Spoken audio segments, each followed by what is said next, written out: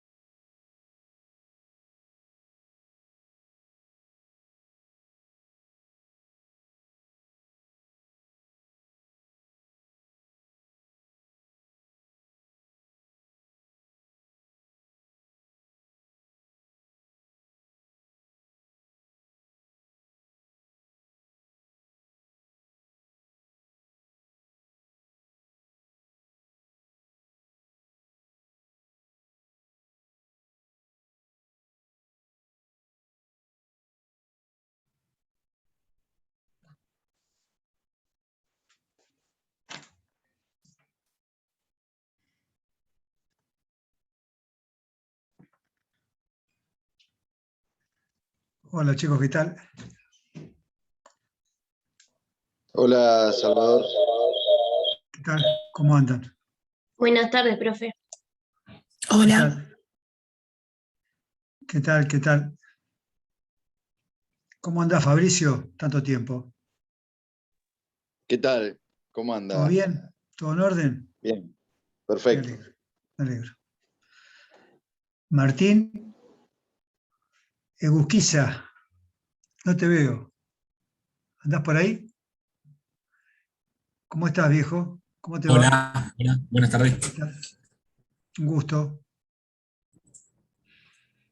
¿Estás en el seminario 1 vos? ¿Todos están para el seminario 1? Sí. Yo en el 1. El ¿Vos, primero. Fabricio? En ¿Estás el en el 1 1? también. Sí, sí, sí. Va, vos sí te ubico, por eso. Vos, Melina, ¿cómo te va? Un gusto. Buenas tardes. Sí, yo también en el 1. El 1. Leisa, Leisa Buenas Hansen, tardes. Sí, bueno, ¿cómo te va? Un gusto. gracias igualmente. Yo también ¿Cómo estoy para estás? el Sí, veo. Eh, 1. y Walter y Garza, que no te ubico, no te veo, Walter. ¿Estás por ahí? ¿Me escuchás al menos, Walter? No, no tiene audio. A ver, espere, bueno, no tiene audio, ya se va a conectar. Walter, ¿me escuchás? Hola, buenas tardes. Walter, ¿cómo te va? ¿Cómo andás? ¿Me escuchás bien? Más o Bien, menos, más o menos. Vos estás para el seminario 2, tratando de Walter. arrancar de vuelta. A ver, fíjate. Exacto, yo me anoté en el 1 para que me pasen la nota y para el seminario 2 ahora Vos estás para el cursarla, seminario 2. adicional. ¿Cómo andás vos? ¿Bien? Bien, ¿Andás perfecto. bien? ¿Todo en orden? Bien. Sí, Y bien. Bien, bien. Y después veo que está Jessica Legras. ¿Cómo te va? Mucho gusto. También seminario 1, ¿no? Sí, seminario 1. Bien, entonces acá estamos con Walter nada más. Por ahora sos el único que estás en el seminario 2. Bueno, Por la coyuntura, por toda esta situación. Esperemos que mañana tengamos Argentina, que exista Argentina, porque al paso que vamos a la Argentina es realmente, como dijo con mucho desacierto la ministra de Seguridad, que acá no nos aburrimos. Porque como decía Foucault, el Estado te va a entretener hasta que te mueras. Te va a entretener, sí, por supuesto que te va a entretener. Pero no te va a cumplir con todas las necesidades, con todos los bienes primarios que requiere para que el contrato social por el cual uno se creyó aventajado o de alguna forma se creyó justo en haberlo cumplido, de perder libertad, para que no aparezcan los Milei y todos estos tipos que mezclan las ideologías con las economías de mercado y con los bienes de las empresas, con los bienes, con las necesidades de los pobres, sin ningún tipo de criterio. La Argentina da lugar para cualquier cosa ya hasta el momento, creo. Y no quiero, chicos, los que me conocen saben que a veces tengo ataques de pesimismo, mejor dicho, de realismo. El pesimismo es una cuestión anímica, como lo es el optimismo. Cuando uno está enamorado cree que va a ser eterno y sin embargo a los 6 meses se da cuenta que no es eterno. Pero cuando está enamorado se cree que es eterno. Porque el entusiasmo, que es algo que no se explica, ¿qué es el entusiasmo? La verdad que no lo sé, pero es hermoso. Y el optimismo, que es algo que es hermoso también, y que hoy lo venden en pastillas antidepresivas y ansiolíticos, porque es más fácil tomarse una pastilla que hacer una terapia de 10 años para darse cuenta lo mal que vivió uno. El tema es el siguiente. ¿Cómo hablar de bioética? ¿Cómo hablar de políticas en salud en un país donde no hay políticas en salud? Y no me estoy refiriendo a ningún punto ideológico, porque vuelvo a decirles, la Argentina da para todo, porque si se levantan los libertarios anarquistas que lucharon contra Franco, los verdaderos libertarios, los que no aceptaban ni el matrimonio, ni ningún tipo de institución, pero los verdaderos republicanos anarquistas que fueron traicionados por los comunistas y aniquilados por los comunistas, traicionados por los comunistas de Lenin, si se levantaran de la tumba los verdaderos anarquistas, los que no aceptaban la autoridad, los que no aceptaban el Estado, los que no aceptaban al patrón, los que no aceptaban al jefe, lo matan a Milei porque dicen, ese es sobrino de Alzogaray, ese es un conservador de la extrema derecha. le sacarían ese traje a rayitas, esa corbata de tela inglesa a mordiscones. Porque ser libertario es otra cosa. Ser libertario es exceder el liberalismo económico, es ser libre absolutamente y no aceptar ninguna institución. Pero ¿cómo hablar de ética, cómo hablar de bioética, cómo hablar de moral en un país donde todos sabíamos lo que iba a ocurrir y que hoy, con los hechos que están ocurriendo, que veo en la televisión, que mi sospecha de que en la Argentina, desde las mismas conducciones, bajan las líneas de que no voten a fulano, no lo votemos para marcar la diferencia. Pero no votemos a los nuestros para marcar la diferencia. Y eso no es la primera vez que pasa. No votemos a los nuestros para diferenciarnos de que ellos solos no tienen nada. ¿Cómo se puede construir un país? Y no estoy hablando del Frente de Todos, ni en lo único acertado que dice ese Milei, que me encantaría discutir con él un rato, aunque terminaría las piñas, obviamente. Cuando dice juntos por un cargo, porque del otro lado no hay nada. Porque del otro lado yo no escuché una sola política de seguridad.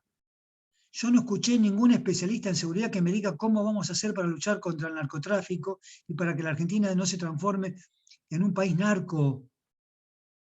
Que vamos a eso. No escuché a nadie para que me hable en políticas en salud. ¿Cómo va a ser el sistema sanitario? ¿Cuáles van a ser las enfermedades que se van a atacar? No la pandemia de la que todos se agarraron y les encantó, porque qué mejor forma de dominarnos a todos que con el miedo, más allá de la realidad de la enfermedad. ¿Cómo hablar de bioética en un país donde yo con ustedes tengo que hablar de autonomía, donde no se respeta la más mínima básica regla de la Constitución? Ni del Estado ni de los privados, porque en la Argentina no hay una crisis política, hay una crisis institucional total. No funcionan las instituciones y tenemos una crisis moral. Y cuando digo moral no estoy hablando desde un púlpito de una iglesia evangélica o iglesia católica, sino que las conductas humanas en la Argentina están degradadas. No sabemos para qué lado ir. Entonces, acá que somos 5, y que los 5 pueden decir lo que piensan, y que yo tengo que hablar de bioética, y voy a hablar de bioética, porque todavía sigo creyendo en la bioética, por más que no escuché en 2 años de pandemia, escuchar o preguntarle a un solo bioeticista, que son los tipos que tienen más especialidad en interdisciplina. Son los únicos tipos que han recorrido hace más de 30 años, en el caso mío, todo tipo de comité de bioética interdisciplinarios para evitar este manoseo de lo que Foucault diría, el poder en el cuerpo.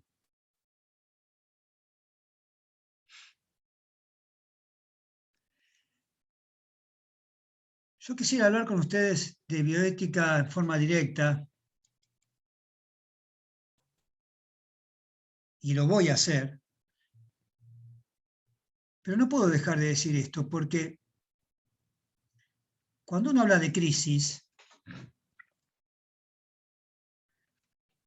y nos ponemos en budistas optimistas y decimos, uy, la vida es una alegría, y vamos a meditar todos juntitos, decimos, la crisis es una oportunidad.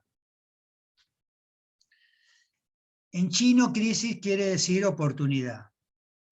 Yo le digo que crisis en argentino quiere decir decadencia. Porque hace 40 años y hace 35 años que yo doy clase en esta facultad y en otras facultades, y estoy harto de hablar de que el último fin de los actos humanos es la felicidad. Y cada vez veo menos oportunidades para la gente joven. Porque yo voy a cumplir 60 años. Lo que hice, lo hice. Lo que me equivoqué, me equivoqué. Lo que pueda seguir haciendo, lo voy a hacer. Nunca voy a vender el alma. O al menos voy a intentarlo. Pero ¿qué le digo a mi hija? ¿Qué le digo a ustedes? Capaz Fabricio, que es más joven que yo, por supuesto, o Walter, conocen de crisis, como las conocí yo, porque siempre hemos vivido en crisis. No me vendan más la crisis. Cuando la crisis no tiene fin es decadencia.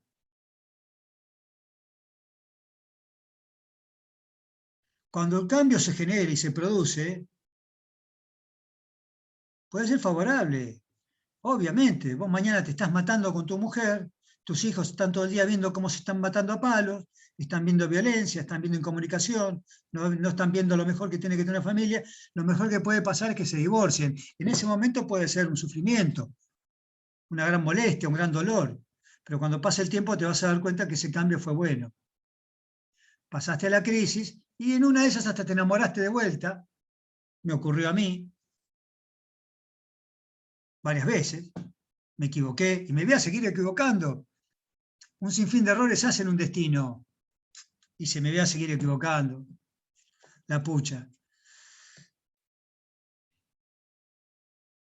Lo mejor, para no equivocarme, lo mejor que podría hacer es aislarme totalmente. Entonces ahí ya me echo la culpa a mí mismo. Che, otra vez te equivocaste, dejate de joder. Sos todo el día equivocándote. Y juego al psicólogo, pero la culpa la tiene mi vieja, no mi viejo, no mi hermano. Lo que pasa es que trato de poner un poco de humor, porque yo tengo que hablar de beneficencia, de justicia, de distribución equitativa de los recursos en salud. ¿Qué recursos en salud? Si yo no sé, si no hay una política en salud, ¿cómo puedo saber cuáles son los recursos que se tienen que distribuir? Los gobiernos serios, chicos, tienen políticas en salud, tienen políticas en migratorias, tienen políticas en seguridad, se saben cuáles son los delitos que se persiguen. Ustedes que son estudiantes de Derecho que están... Pues yo estoy en el derecho laboral ahora y no entiendo un pito ya de derecho penal, ni lo quiero, estuve muchos años laburando en derecho penal, en juzgados penales. Yo les pregunto, ¿cuáles son los delitos? Ustedes que están estudiando derecho y están estudiando leyes todo el día, embruteciéndose con leyes que después no se cumplen. ¿Cuáles son los delitos que se persiguen en la Argentina? Porque una política de seguridad es, vamos a perseguir estos delitos, cueste lo que cueste. El robo a mano armada, el robo violento, el secuestro, El tema narcotráfico. que los delitos, los famosos creo que de cuello blanco era, si mal no recuerdo, o algo así, esos no se persiguen, los de fraude, estafa. Hay una política, creo, de etiquetamiento y se persiguen determinados delitos. Hay otros que quizá pasan más desapercibidos. Sí, sí, es verdad, Laisa, pero ¿sabes una cosa? Yo ya dudo hasta en eso. Yo creo que ni siquiera se persiguen ciertos delitos muy comunes por un tema muy particular, que tiene que ver con el poder. El poder quiere dominar, someter. Es mucho más difícil que te amen a que te odien o que te teman. Pero el poder tiene, en todos los aspectos del poder, yo en filosofía analizo el derecho del poder, no lo analizo de las garantías. Acá es el poder el problema. Cuando hablo del poder del Estado, de la empresa, en la pareja, el que asume un rol de poderoso frente al otro débil, un padre que somete a un hijo, de un amigo que somete a un... Pero vayamos a niveles más grandes. Un juez que se cree superior, político que se cree que tiene privilegios, un Estado que quiere dominar, que quiere someter, que quiere generar estructura de poder, no bienestar. Y en ese marco, yo te digo, Melina, sí, sabes que sí, hay delincuentes de guantes blancos que nunca van a ser perseguidos porque tienen poder, justamente. Pero también la empresa estatal, porque vos sabés que es un negocio, si no hubiera delincuentes no hay abogados, si no hay abogados no hay poder judicial, si no hay poder judicial, o sea, esto es todo un negocio también. Hay un negocio atrás de eso, ¿no? ¿Vos sabés que al Estado le conviene que vos tengas miedo en la calle?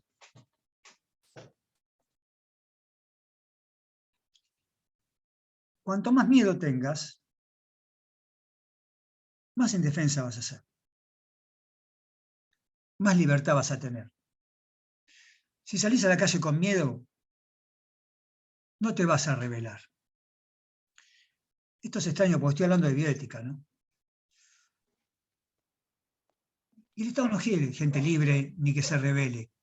Quiere gente... Yo iba a decir eso, hay muchos, o sea, los delitos chicos no se persiguen. Yo cursé esta materia con usted en el 2015, en el verano. Y un día llegaba a cursar toda lastimada. Y me habían robado llegando a mi trabajo esa mañana. Y salió el tema en clase. A la semana siguiente, con muchos dolores, voy al médico. Cuando fuiste, vos, disculpame que no te reconocí, en el colectivo. Sí, soy yo, hola. Me acuerdo, ¿cómo te va? ¿Cómo ¿Y no estabas está? embarazada? Sí, me enteré después. ¿Tuviste tu hijo? Tuve a mi hijo, cumplió 6 hace una semana. Era vos. Me acuerdo porque te enteraste que estabas embarazada justamente por ese motivo. Porque me robaron. ¿Te acuerdas? Sí. Y tengo mucha memoria. Pero no te reconocí porque, así como vos capaz no me reconoces a mí, pues estoy viejo. No, sí.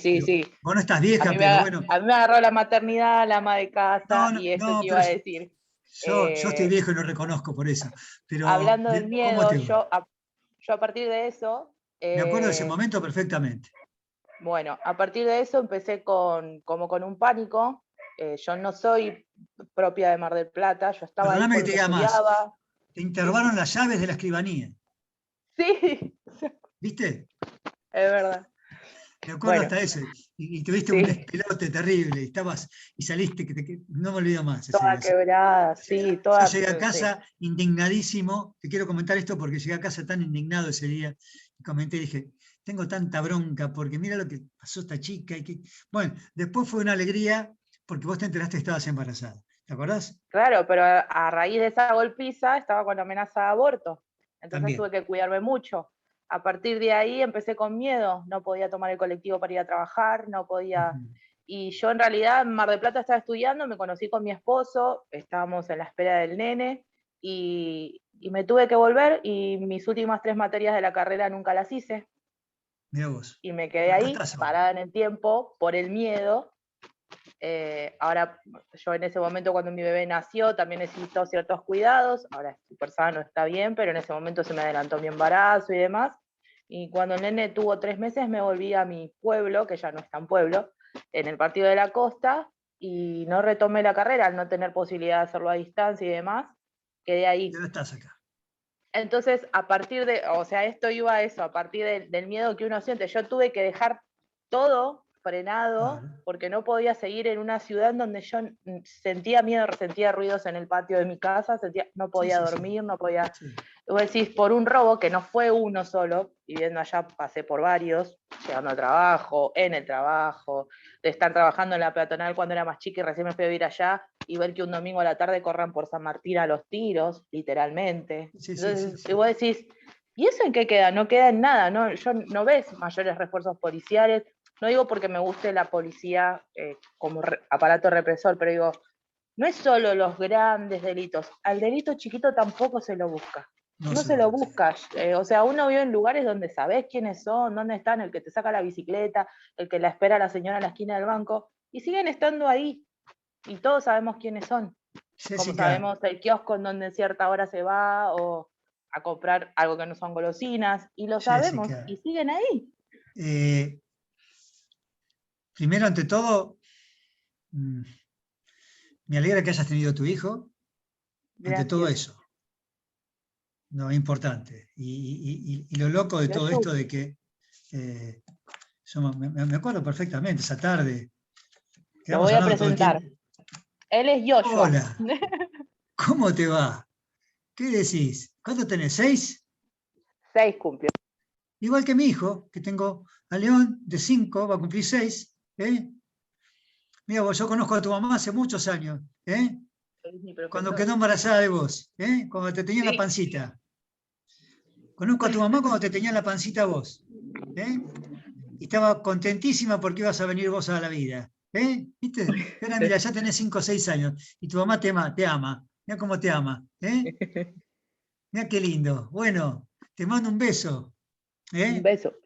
Y cuídate Chao. mucho. Salvador. Chau. Un gusto, Un gusto haberte conocido. Lo bueno de todo esto, Me acuerdo Salvador, es también que en esa charla hablábamos de esto, de tu idea de yo no sería padre otra vez, y al tiempito se De linkeó. vuelta. Era como que ese año era el año. Exactamente, fue así. Tal cual. Así que felicidades por eso también, que no lo vi en ese Sí. momento. Gracias. Cualquier momento viene a robarme el teléfono, porque aprovecha que estoy acá en la calle y donde sabe que estoy dando clases se me viene porque me afana el teléfono. Pero bueno, me alegra que estés bien. Allá en el fondo veo a tu marido, que está Sí. tomándose un mate, parece. Ahí está por Mandarle un atrás saludo, tomándose mate. decirle Gracias. Te manda saludos mi profesor. que conozco la historia del origen, decirle. Y que me Sí. alegro mucho, me alegro mucho. Me alegro de que un sinfín de errores hacen un destino a veces. Yo creo que en esto sí, ya entro a hablar de bioética, no se puede dejar de ver la vida como un proceso. La vida es un proceso. No son hechos aislados, nada es aislado. No es que me ponga místico y diga que está todo de alguna forma concatenado, pero de alguna manera hay algo que vincula las cosas y que incluso hasta un error o una situación tan fea como la que habías vivido te dio lo más hermoso que te puede dar la vida, porque no hay otra cosa más linda que te pueda dar la vida que un hijo. Más allá de las políticas que vayan cambiando y las formas liberales de ver la realidad, un hijo es un regalo de la vida. Un hijo es un regalo de la vida y uno lo tiene que tomar como tal. Así que me alegro. Y bienvenida, y bueno, y me alegro que termines, pero vos fíjate que pasaron 6 años, el momento ese fue duro, pero ahora estamos 1000 veces peor. Porque en ese momento lo tuyo estábamos todos asombrados, todos estaban asombrados los chicos en el curso, me acuerdo. Y de golpe no era tan común que alguien lo asaltaran de día, de una manera violenta. Estamos, no voy a poner una cifra, pero muchísimo peor. Y cuando uno está cada vez peor,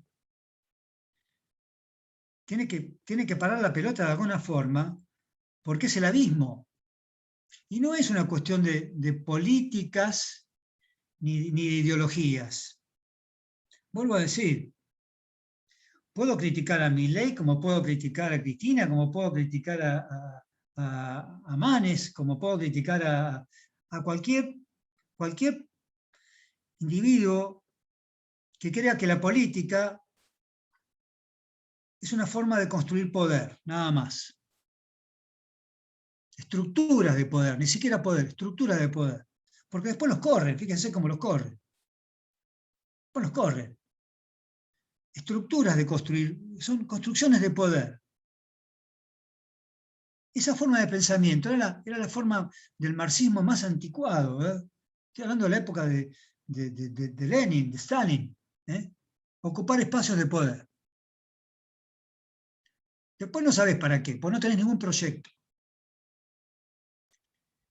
Y cuando no hay un proyecto, esto es como una pareja que se vincula porque uno tiene un departamento y el otro tiene una casa de fin de semana, uno tiene un sueldo y el otro tiene un auto, no sé. Entonces juntan eso y dicen, bueno, vamos a vivir juntos porque nos conviene estar juntos un tiempo. Y un día se sientan y, ¿cuál es el proyecto que tenemos nosotros? No, ninguno, no tenemos ningún proyecto. Entonces, ¿qué hacemos acá juntos? ¿Qué vamos a hacer? Tomémonos un vino cuando querramos y listo, y chao. Acá no hay nada.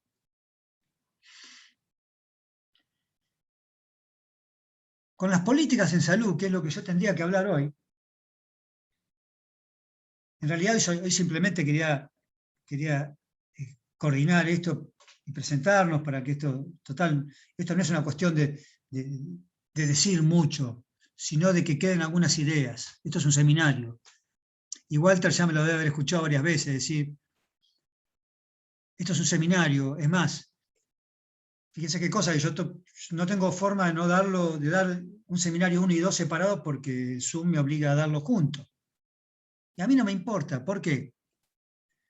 Porque las cosas cambian constantemente. Yo el cuatrimestre pasado di un seminario de bioética sin saber por qué ocurría lo que estaba ocurriendo.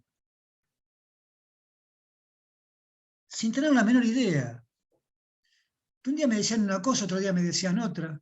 Que un día me decían que era política de Estado, otro día me decían que me cuidaban, otro día me decían que no, que me estaban.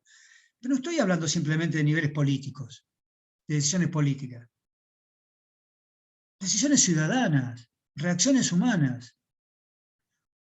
¿Cómo fabricaron el temor? ¿Cómo generaron estados de angustia permanentes? ¿Cómo transformaron la vida de mucha gente que en este momento está pasando por demencias graves? Los retrasos en todos los niveles. Pero yo no estoy diciendo, que en su momento, es más, creo que di una charla en YouTube sobre cuidado de... Yo tengo un librito, para aclararlo, que se llama Ética del cuidado del vivir. La ética del cuidado del vivir es algo que yo lo creo. Creo que una familia que no cuida no es una familia. Una pareja que no se cuida no es una pareja. Un amigo que no se cuida no es un amigo. O sea, el cuidado es el amor. El cuidado es el amor.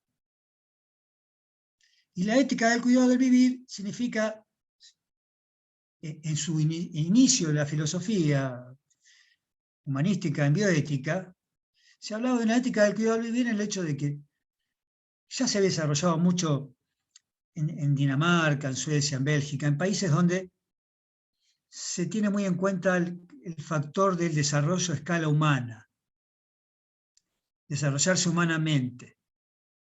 O sea, el Estado cumple un rol incluso de benefactor, cumple los roles que debería cumplir cualquier Estado.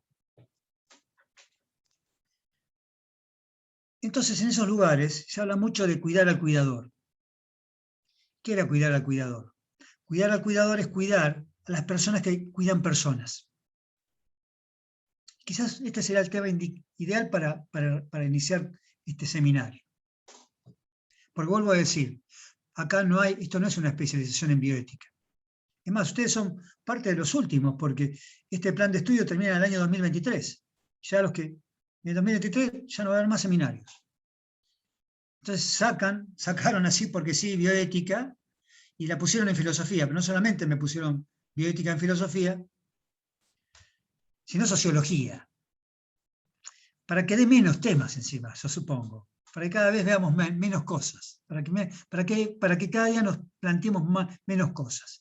Pero amén de eso, que es una crítica mía, cuando se habla de ética del cuidado del vivir, fundamentalmente se habla de cuidar al cuidador, cuidar a la persona y cuidar a la persona que cuida.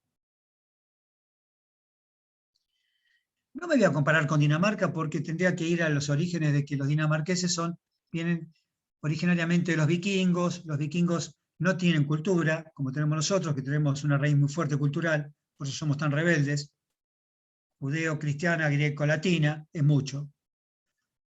Los vikingos, los bárbaros, no tienen cultura, tenían civilización. Ustedes van a decir, ¿pero cómo? ¿Cómo civilización? Sí, más o menos como lo de Sarmiento, civilización o barbarie. O sea, la civilización que quería Sarmiento era la barbaridad de los vikingos. El aceptar la norma. Eran bárbaros, pero aceptaban la norma del jefe. Cuando se decía a partir de hoy todo se convierte en el cristianismo, todo se convertía en el cristianismo. Y si no, ¿qué hacían? Les cortaban la cabeza. Sí. Aceptar la norma es civilizado. O mejor dicho, ser civilizado es aceptar la norma. Nosotros tenemos quizás mucho arraigo cultural y poca civilización. Venimos de pueblos muy rebeldes. Pueblos que, la cultura griega, que se rebeló frente a los dioses, el pueblo judío, que no aceptó la palabra divina, ni la llegada de Dios, el derecho romano, con todo su machismo y su paterfamilia y su cosa de querer regular todo y que no se cumpla nada, porque en el fondo esto era todo corporativo. Estoy hablando de lo peor de la cultura, pues está todo lo mejor, pero eso lo tenemos en el arraigo cultural. Yo no me compararía con Dinamarca, que después voy a hablar de Dinamarca. Me compararía con Canadá, Australia, países que en la década de 70 eran lo que se llamaba países en vías de desarrollo, del tercer mundo se decía. Estaba la teoría del tercer mundo. Países en vías de desarrollo, Canadá, Australia, Nueva Zelanda, Argentina y algún que otro de esos países gigantescos que hay por el mundo. Estos países están funcionando. La Argentina tenía educación pública de primera, salud pública de primera, jubilaciones de nivel. Los jubilados venían a Mar del Plata y se compraban un departamento en marzo y se quedaban en la ciudad feliz a vivir. Y no los mataban por una jubilación. Universidades de primera, todavía seguimos teniendo universidades, por suerte. La educación era de primera. La educación pública era de primera. Pregunto, ¿qué pasó? ¿Por qué? Porque Canadá funciona con un sistema exactamente igual, con una buena educación pública, una buena universidades pagas. Las universidades son pagas en todo el mundo, eso sí. Buena salud, un sistema de salud claro, con una política de salud clara, pública, educación pública clara. Lo mismo pasa en Dinamarca, lo mismo pasa en Noruega, en Bélgica. Pero yo les voy a dar otro ejemplo de países en vía de desarrollo, Sudáfrica. Argentina y Sudáfrica tienen el mismo destino. Luchas de personas que confluyen de la misma raza, pobreza, desnutrición, corrupción. Nosotros tenemos devaluación, inflación, ellos no tienen, por suerte, o tienen mucho menos.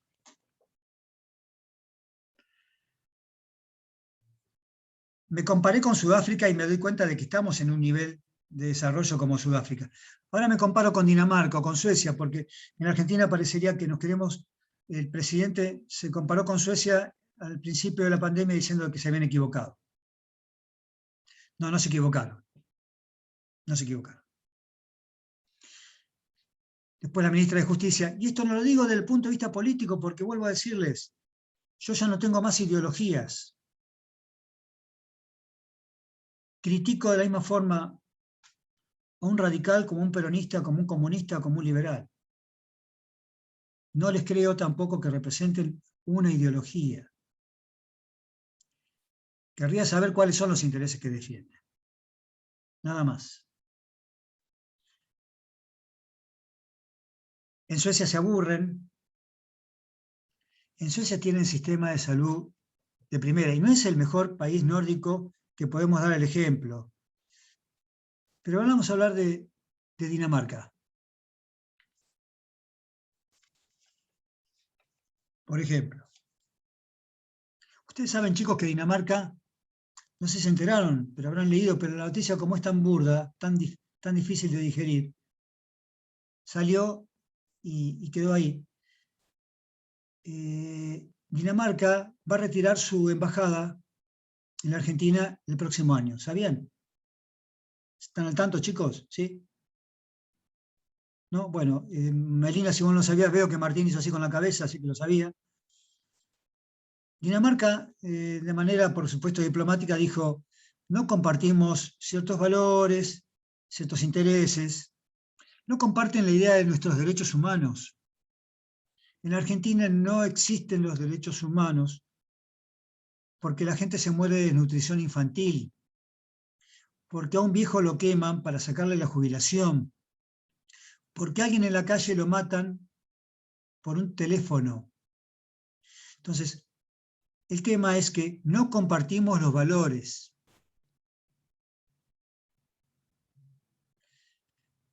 En Dinamarca, como en Noruega, país pobre, pero que tuvo suerte porque encontró petróleo, y eso un día lo vamos a hablar, encontró petróleo como en la Argentina. Se hablan de políticas de sustentabilidad, pero no es la palabra sustentabilidad cuando se utiliza en el derecho ambiental, de que la sustentabilidad, y el mundo se nos fue al carajo, porque ya hace 30 años me resultaba hasta engorroso hablar en este mismo seminario de filosofía, decirles a los chicos como si yo fuera un futurólogo: chicos, ojo, porque el calentamiento de la Tierra y el cambio climático. Y los chicos me miraban como diciendo: ¿de qué está hablando este? La capa de ozono, ¿de qué habla este tipo? Bueno, pero yo pensaba que esto iba a pasar dentro de 100 años, ya ocurrió. Ya ocurrió. Pero la sustentabilidad no es solo una cuestión de lo que en ese momento hablábamos de la ética, de la libertad responsable. ¿Qué implicaba eso? Tratar de resguardar los recursos para las generaciones futuras. La libertad responsable. No sé dónde quedó también. En estos países se habla de políticas de sustentabilidad. Políticas de sustentabilidad implica, por ejemplo, en Noruega. Noruega es un país pobre. Cuando digo pobre, pobre, con conciencia de que son pobres. Vivían de la pesca y del puerto. Construcción de barcazas, y los que somos más viejos sabemos que en Semana Santa en algún momento se compraba el bacalao noruego, que era mucho más caro que el bacalao de acá, pero que era mucho mejor. Que ahora debe salir una fortuna en dólares, no quiero ni pensar. No me acuerdo de eso, ¿Quién Salvador. está hablando? ¿Fabricio? Pues no te veo. ¿No te acordás? Bueno, pues vos sos muy chico todavía. Cuando seas grande te vas a acordar. Cuando seas más grande te vas a acordar. Pero el tema es el siguiente. Un día en Noruega encuentran petróleo, ¿no? Como nosotros en Vaca Muerta. Nosotros también tenemos petróleo, chicos. Tenemos muchos minerales, mucho más que Noruega. Tenemos muchos más recursos que Noruega. Pero Noruega, un país pobre, encuentra petróleo. ¿Qué hace Noruega? Esto es una anécdota nada más. Para que sepamos lo que es la conciencia de cuando alguien quiere que las cosas realmente cambien y que la crisis no se convierta en decadencia. Porque en decadencia yo no puedo hablar de bioética, porque la bioética es una intención de cambio. La bioética es una intención humanística de cambio. Noruega encuentra petróleo y se da cuenta que la suerte del país iba a cambiar, de que iban a poder tener buena educación, buena salud, recursos para un montón de cosas. Pero también fueron conscientes de que siempre eran pobres, y cuando ustedes escuchen a algún funcionario Les pido por favor que busquen alguna conferencia de algún funcionario noruego escuchándolo sobre las políticas en salud, en educación, y van a escuchar siempre que nuestro origen es pobre, sabemos dónde venimos, pero tuvimos la suerte de encontrar petróleo. Pero saben que el petróleo es un bien, es un recurso escaso, se va a gastar, se consume. Entonces, ¿qué hicieron? Como el petróleo les permitía tener buena educación, buena salud, recursos para un montón de cosas, políticas en vivienda, un montón de cuestiones que los noruegos pudieron resolver. Se dieron cuenta que las generaciones realmente futuras capaz no tenían esa suerte, porque el petróleo se iba a gastar e iban a volver a ser pobres. ¿Y qué hicieron los noruegos? Crearon un fondo económico de sustentabilidad política. ¿Saben qué es eso? Hablando mal y pronto, 380.000 millones de euros que están guardados para que lo que hoy tienen los jóvenes en Noruega lo puedan tener los jóvenes dentro de 10 años, 20 años o 30 años. Eso es sustentabilidad política. Eso es un proyecto político. Pero no es solamente económico, porque vuelvo a decirles, nosotros tenemos vaca muerta. Sí, miren, la diferencia, Etiopía también tiene petróleo y Argentina también. En los dos países son dos países con un alto nivel de corrupción. Privatizaciones que después se vuelven a vender al Estado y después se vuelven a vender a privados, comisiones en el medio, bueno, ¿para qué hablar? Esto llevémoslo a las políticas en salud. Una vez recuerdo, vi una documental donde ustedes saben que en Dinamarca, para ser docente, y digo docente no universitario, porque un docente universitario llega por un concurso y capaz no sabe lo que es dar una clase. Da un concurso, lo gana y... Para ser docente, docente, enfermero, médico, cualquier profesión que tenga trato con las personas, cuidadores. Porque si vos mañana tenés un hijo, Walter, que querés que cuide, vos querés que el que lo cuide sea la mejor persona, no lo vas a dejar a Roberto Pruch para que cuide a tu hijo. No lo vas a dejar en la casa de los Pucho, de Camp Plucho. Che, cuídenme el nene que después vengo a buscarlo. A la noche, el sábado vuelvo. Vos querés que la persona que lo cuide sea el mejor. Vos querés que el maestro sea el mejor, no que le asuste, no que lo reprima, que lo eduque, que lo forme, que le enseñe valores con ejemplo. Cuidar a los cuidadores. Y a interpretar que los protagonistas no son solamente los que tienen poder, sino que todos los integrantes de la sociedad son protagonistas en la toma de decisiones. Una vez vi cómo se planteaba el tema de un cambio estructural en un jardín de infantes en Dinamarca. Y los arquitectos hablando con los nenes, preguntándoles a los nenes dónde era el lugar donde más querían que hubiera reformas. Y la conclusión de los arquitectos fue de que el lugar donde más tenían que trabajar era en el patio, porque es ahí donde ellos generaban mejores relaciones sociales y donde se sentían más libres y donde podían ejercer mejor el rol de la escuela, de sociabilizar. No fueron al jefe, al ministro de Obras Públicas para que a ver si el presupuesto. No, fueron al lugar.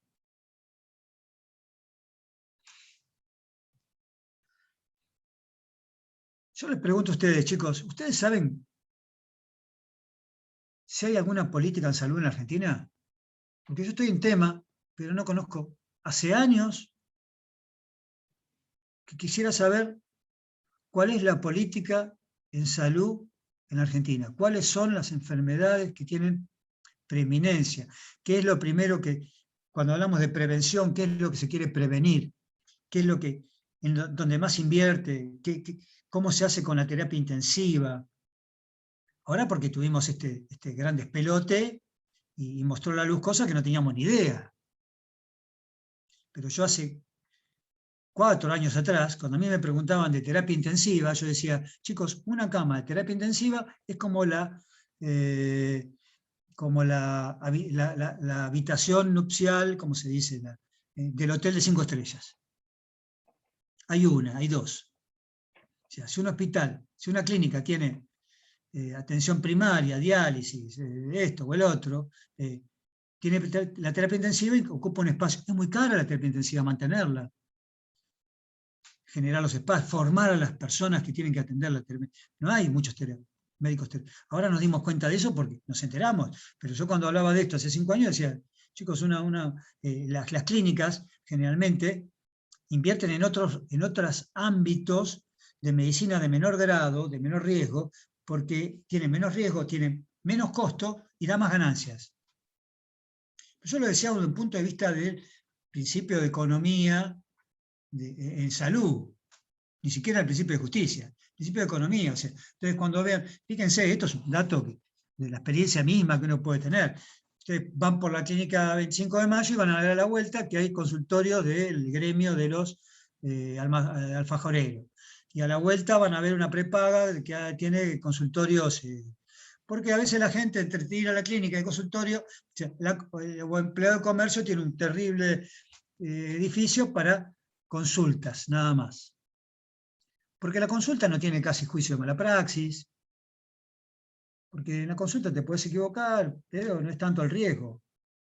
Hay riesgos fuertes a veces, obviamente, pero no es tanto como el tema quirúrgico, el error quirúrgico, la mala praxis quirúrgica. Entonces, de golpe, ustedes van a ver la clínica del 25 de mayo, fíjense, a la vuelta hay un consultorio de un gremio, y a la vuelta otro, y más allá también. Eso no tiene mucho gasto, se le paga a un residente la hora, el residente va, cobra por hora, no hay mucho gasto. Pero la terapia intensiva hay que mantenerla, como la diálisis, y para eso necesitas clientes. Porque el sistema de salud no deja de ser un negocio, chicos. Nosotros, desde nuestra cultura,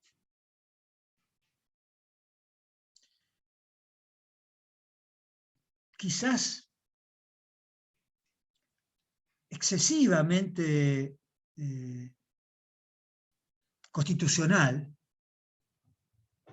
por momentos, al menos desde el punto de vista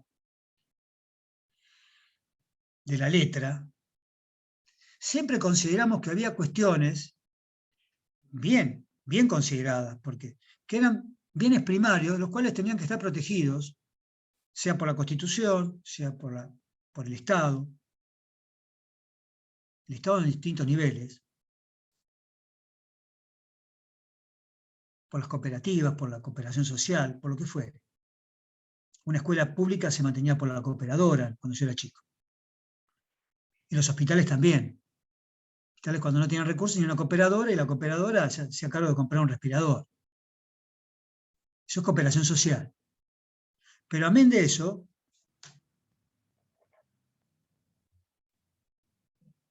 estaba claro que eran bienes primarios. La salud, la educación, la seguridad, la vivienda como forma casi indispensable de la salud, factor indispensable de la salud. Pero para resumir, salud, educación y seguridad. Hoy pagamos prepagas, o tenemos 3 o 4 obras sociales y no sirve ninguna, porque ninguna te cobre ni siquiera un odontólogo, o la salud mental, que para ellos no es salud todavía, a pesar de que hay una ley de salud mental. Hay que mandar a los chicos a las escuelas privadas, porque las escuelas públicas, oigan, por un motivo o por otro, no sé. Y bueno, la seguridad ni hablar. Perro, rejas, seguridad privada, alarma, no sé qué más.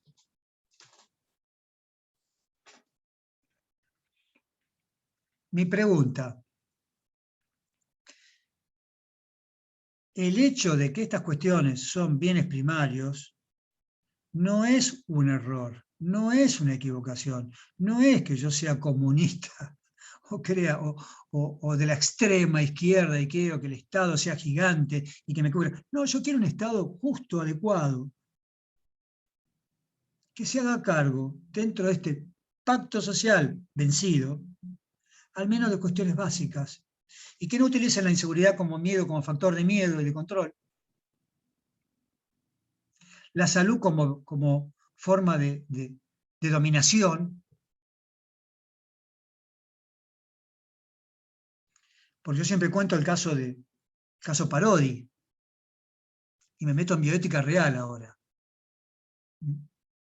Y siempre lo cuento el caso Parodi.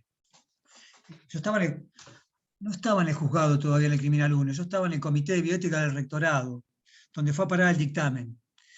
Parodi, no sé si lo recuerdan, capaz en derecho, yo lo contaba en filosofía y lo he de haber dicho también, pero lo cuento porque es un tema que incluso se han escrito libros y se empezó a hablar de muerte digna, y a mí me daba vergüenza.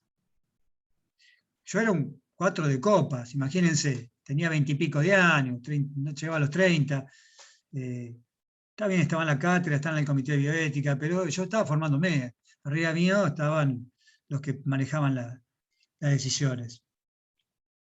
A pesar de todo, yo di mi opinión, no me dieron pelota, por supuesto, ni siquiera lo pusieron en el dictamen, pero el caso Parodi se trata de un tipo, si alguien no lo sabe, y si lo sabe alguien lo recuerdo, que era jardinero, alcohólico crónico el tipo, su hermano también, diabético también, los dos, diabéticos, alcohólicos crónicos. Cuando digo alcohólico crónico no es que se toman un vinito en la noche y se sientan a reflexionar. No, tomaba alcohol fino, ya tomaba perfume, lo que pudiera, era alcohol, necesitaba el alcohol, ¿está? Parodi era un alcohólico con diabetes encima, complicado. Vivía al día, cuando no llovía y podía cortar el pasto, pagaba la pensión, y si no, prometía que pagaba la pensión al otro día, y si no, lo echaban y si no, dormía en la calle. Vivían así con el hermano. Al hermano le cortan las 2 piernas y va a parar al asilo municipal. Él sigue con esta vida hasta que un día le agarra la misma diabetes, le produjo una gangrena. Va al hospital, y cuando llega al hospital el tipo dice: no quiero que me toquen, déjenme así, yo no quiero ir a parar como mi hermano, no quiero. Está bien, viví como un ciruja toda la vida, pero tuve libertad y no tengo nadie, no tengo nada, no quiero que me toquen. Se niega a que intervengan. Eso años atrás, el cirujano o el equipo médico llamaban a un juez, el juez intervenía y obligaba a ir, porque el principio de autonomía, que no lo expliqué todavía, pero es la decisión propia que tenemos cada uno de nosotros, y que en este momento parecería que la borraron de un plumazo, es la decisión que tenemos sobre nuestro proyecto de vida y nuestro plan de vida.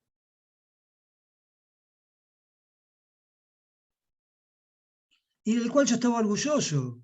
Y tal vez fue lo que más me agarró la bioética, quizás de lo que más escribí.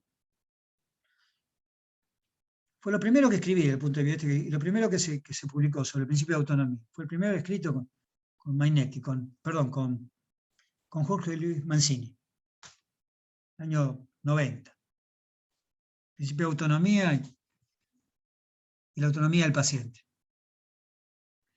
Se fue al carajo eso ahora, para hablando mal y pronto.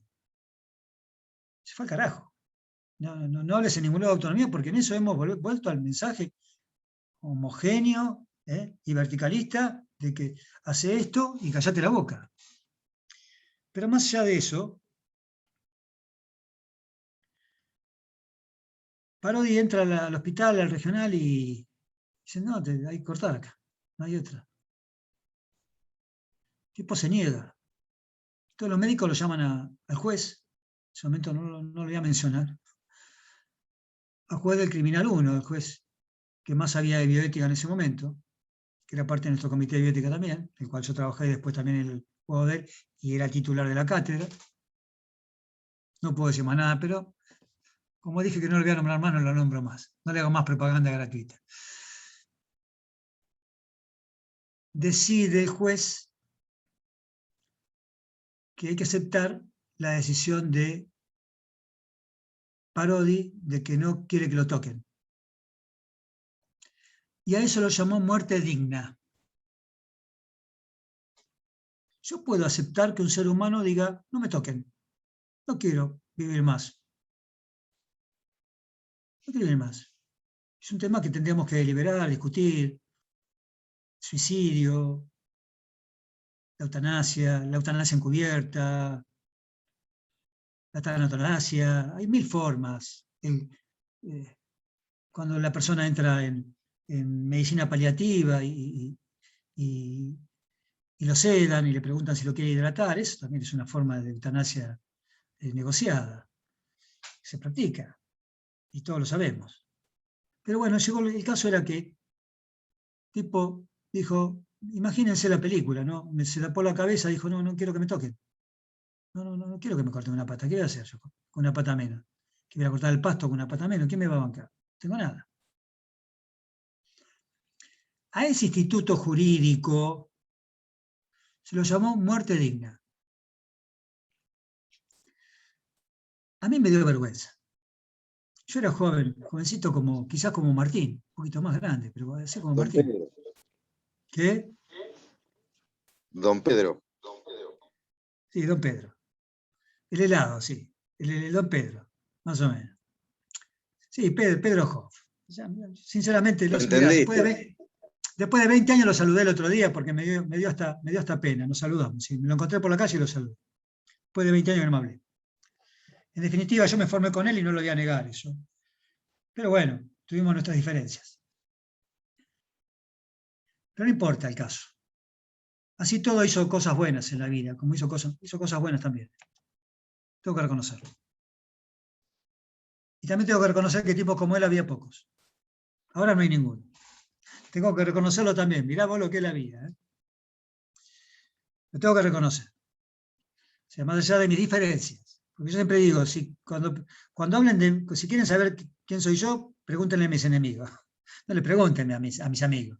Mis amigos le van a decir, sí, Horacio es un cabrón, no, te va a decir que no quiere. Le invitas a un asado y te dice, no, tengo que quedarme a cuidar al nene. Cualquier cosa. Mis amigos te van a decir pavada. Si quieren saber quién soy, pregúntenles a mis enemigos. Yo de Hoff puedo hablar porque compartí con él muchos años y nunca fui obsecuente con él. De hecho, me fui porque no estaba de acuerdo con su forma de actuar. Pero antes se lo dije, y muchos años se lo dije. Y no me fui con los enemigos, porque si me hubiera ido con los enemigos hoy sería juez de cámara. Pero bueno, tampoco quería ser juez, porque Pedro quería que yo fuera juez, esa es la realidad.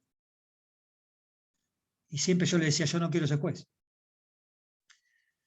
Bueno, estoy hablando de cuestiones ya de la vida. Pero en el caso particular de Parodi, Pedro consideró de que esto era la muerte digna. Y yo les planteo a ustedes, pues yo me lo planteé en ese momento, si este tipo hubiera vivido en Dinamarca, si el tipo hubiera tenido una mujer que lo cuidara, nietos que lo amaran, si debe tomar alcohol fino, se tomaba un buen vino con los amigos, en su casa, tranquilo, con una buena obra social, una cama calentita, buena comida, una mujer que lo amara, que le dijera, viejo, no me importa que te corte una gamba, yo te amo igual, yo quiero estar con vos, dejate de joder, ya está, viejo, quédate tranquilo, no te voy a abandonar.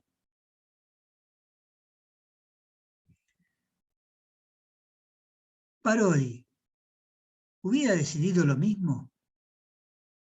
¿O Parodi fue la consecuencia de un Estado que lo obligó, un Estado y una situación de decadencia, de pobreza, de soledad, de angustia, que lo obligó a tomar una decisión previsible, de la que ninguno de nosotros estamos exentos, y que no sabemos en la lotería de la vida qué puede ocurrir. Pero sí sé que si él hubiera tenido todas estas cuestiones que son básicas, porque son bienes primarios, Parodi capaz hubiera dicho, no, sí, cortala viejo, porque cortámela ya, porque yo no quiero en este momento, voy a querer crecer a mis nietos. Si ellos me dan la vida en este momento, yo ya estoy jugado. Disculpa, Sí, Horacio, Walter. una Sí, opinión. Yo sí, creo por que ahí lo que supuesto. estaba en juego, lo que está en juego hoy en día, no se trata de muerte digna o no digna, el tema es la vida digna o no digna. Yo creo que está en discusión ahí y estaba en ese momento, era eso, ¿no? Ese Eh, hombre sentía que sin una pierna iba a tener una vida aún más indigna, el poco sí, tiempo que no, le no, quedaba de vida. estoy de acuerdo con vos, Walter, no, absolutamente de acuerdo. De hecho, yo fue lo que dije en ese momento. Lo que yo discutía era la motivación, sin duda, la motivación de por qué se le ponía muerte digna, porque yo siempre estudié, a partir de Pico de la Mirándola, estoy de acuerdo pero absolutamente con vos, porque el dilema está en cuál es qué prevalece, la vida o la dignidad. O sea, vos mañana vas por la calle, viene un loco con un auto que vale $200.000, 70, 80 kilómetros por hora, te pasa por encima, qué sé yo, no te toca, pero te asusta, y vos lo puteás, el tipo sale por encima y te putea a vos decís, no puede ser. O sea, mi dignidad, el tipo me destroza mi dignidad, encima me bastardea diciéndome de que sale del auto a putearme, porque el tipo ya se cree impune.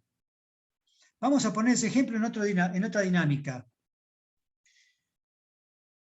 Pico de la Mirándola fue un filósofo del siglo XIX que desarrolla el concepto de dignidad, porque no existía antes la idea de dignidad.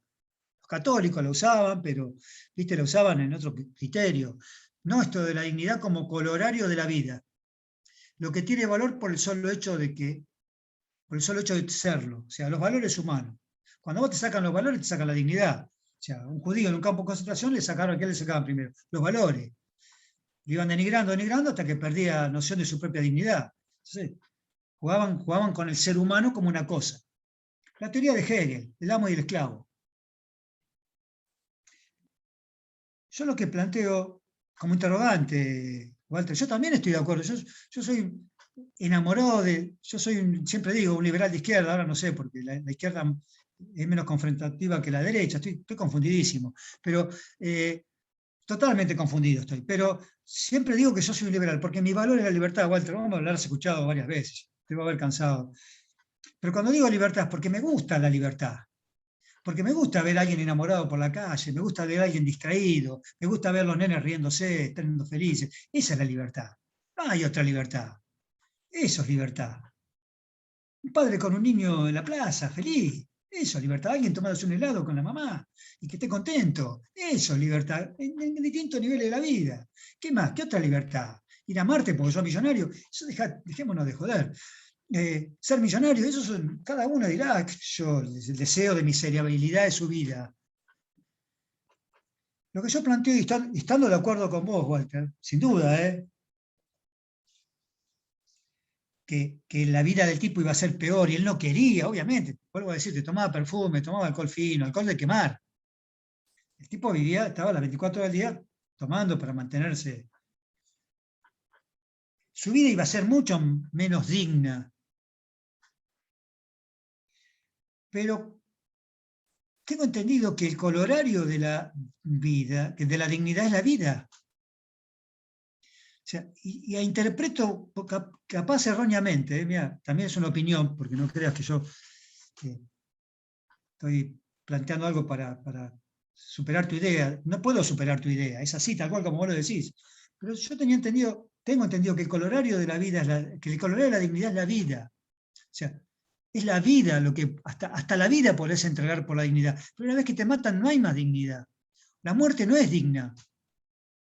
No sabemos lo que es la muerte. Y menos sabemos si es digna, qué sé yo. No sé qué es la muerte, no tengo la menor idea, no voy a hablar más de la muerte, no puedo hablar. Me sigue asustando como siempre, es el miedo de todos.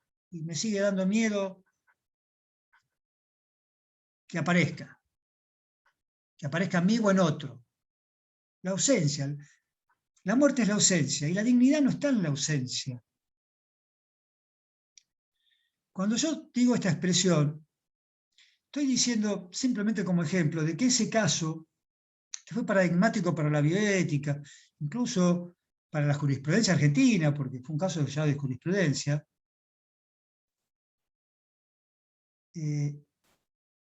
a mí no me resultó humano. O sea, sí, es verdad, yo también hubiera dicho, y considero también Hoff, también con la mejor intención, dijo, sí, el tipo no quiere vivir, y no lo podemos obligar a operarlo.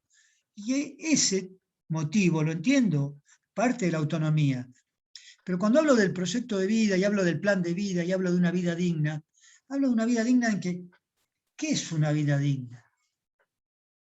Que tengas los bienes básicos indispensables, que tengas un poco de amor, un poco de amistad, alguien que te recuerde, alguien que te acompañe, un lugar.